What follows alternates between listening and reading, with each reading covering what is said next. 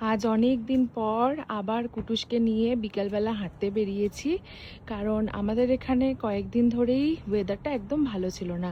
বৃষ্টি পড়ছিল মাঝে মাঝেই টিপটাপ করে, তার সাথে ওয়েদারটা ভালো ছিল না বলতে টেম্পারেচারটা ভীষণ নিচের দিকে ছিল।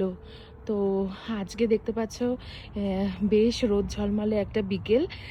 এখন বাজে ওই 7টা মতো, সন্ধ্যা 7টা বলতে পারো। তো আমাদের এখানে তো অনেকক্ষণ রোদ থাকে, মানে দিনের আলো থাকে প্রায় রাত্রির 9:30 অবধি। এখন দিনে দিনে এটা বাড়বে। এই যে কুটুস বুড়ো আমার হাত ধরে টুকটুক করে হাঁটি হাঁটি পাপা করছে বাইরের এত সুন্দর সবুজ গাছপালা দেখতে দেখতে। তাই তো কুটুস, তাই তো কুটুস।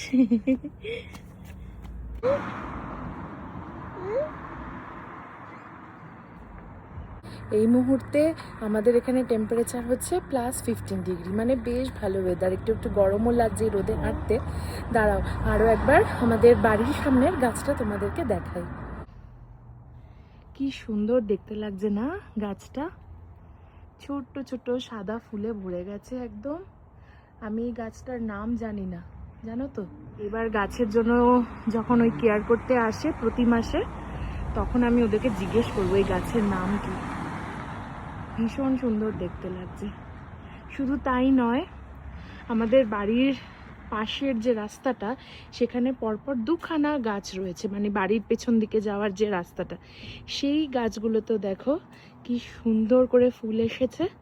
আর ঘাস তো দেখার মতো, রোদ পড়ে তো আরো বেশি চকচক করছে। এই যে এই একটা গাছ আর এই একটা গাছ। এবার আমরা আবার হাঁটি হাঁটি পা পা করি। তোমাদের সাথে এইটুকুই শেয়ার করার ছিল। দেখা হচ্ছে তোমাদের সাথে আরও একটা নতুন ভিডিও নিয়ে। সবাই খুব ভালো থেকো।